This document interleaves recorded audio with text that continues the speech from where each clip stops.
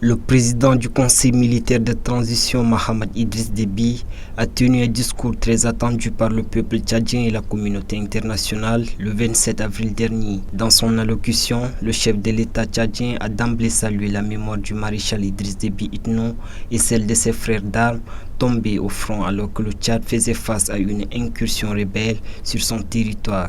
Confronté au renoncement du président de l'Assemblée nationale d'assumer sa responsabilité constitutionnelle et face au péril imminent qui planait sur le pays, les hauts dignitaires de l'armée tchadienne n'ont eu d'autre choix que de prendre leurs responsabilités devant l'histoire, a justifié Mahamat Idriss Déby en ce qui concerne la prise de pouvoir par le CMT. Selon lui, celui-ci n'a pas d'autre mission que celle d'assurer la sécurité et la défense du Tchad face aux forces obscurantistes.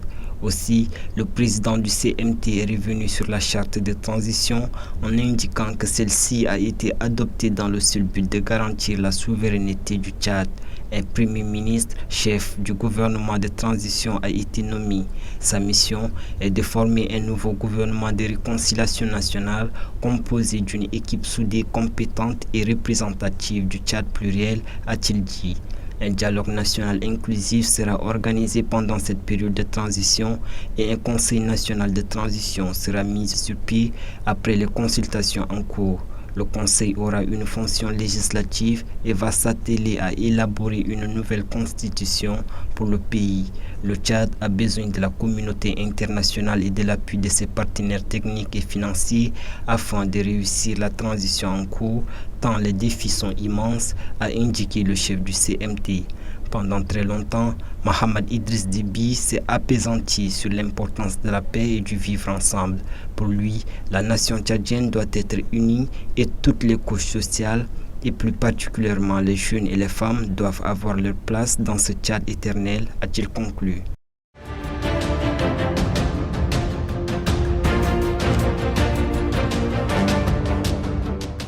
La presse écrite vit ses moments les plus difficiles. La faiblesse du lectorat traduit bien la mévente des journaux écrits. La presse privée, surtout les journaux, en N'Djamena, on a des difficultés, pas seulement en N'Djamena, même au Tchad. Sur nous, par exemple, sur les 1000 journaux dont nous imprimons, environ 300 de nos abonnés, on les dépose. Le reste, c'est à la vente à la criée. On envoie aussi dans plus de 8 provinces au Tchad. Et sur la vente, si on évalue bien, sur les 100%, la vente au niveau de N'Djamena n'atteint pas 10%. Aujourd'hui, avec l'avènement de la presse numérique, plus fluide et rapide, la presse imprimée tend à disparaître.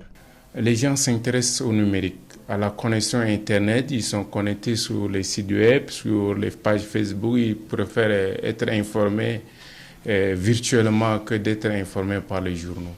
Il est vrai que la presse imprimée bénéficie du soutien de l'État. Toutefois, il faudrait revoir les bases de ce soutien pour plus de visibilité. L'État devrait s'orienter sur un soutien financier plus conséquent afin de remédier à ce problème.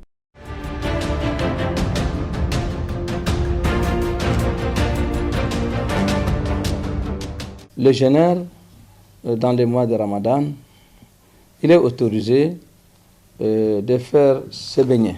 Il n'y a pas de problème. Et aussi curer les dents. Mais c'est blâmable, quand on dit blâmable, c'est macro, de partir dans un fleuve, dans le Chari, dans la mer, pour se nager, et encore s'enfoncer dans l'eau. Nager ou s'enfoncer dans l'eau n'annule pas le jeûne. Mais il y a une crainte qui est là. Peut-être l'eau va pénétrer à travers les yeux, le nez, l'oreille ou la bouche. Si la atteint jusqu'à la gorge, ça va annuler le jeûne.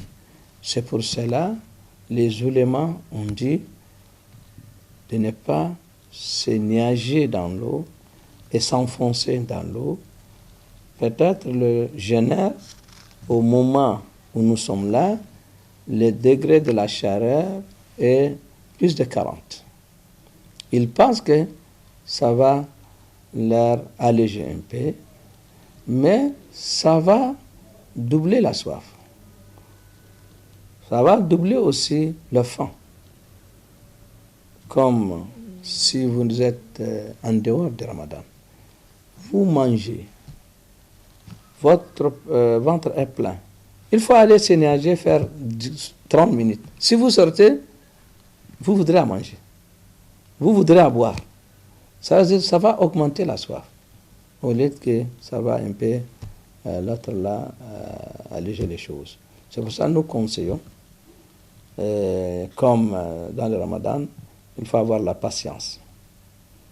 La patience et appliquer toutes les conditions de jeûne. Et nous sommes maintenant dans le deuxième des 4, comme le prophète Mohammed sallallahu alayhi wa sallam dit. Le premier des 4, c'est la clémence d'Allah subhanahu wa ta'ala. Le deuxième des 4, c'est le pardon. Et le troisième des 4, c'est être franchi de l'enfer.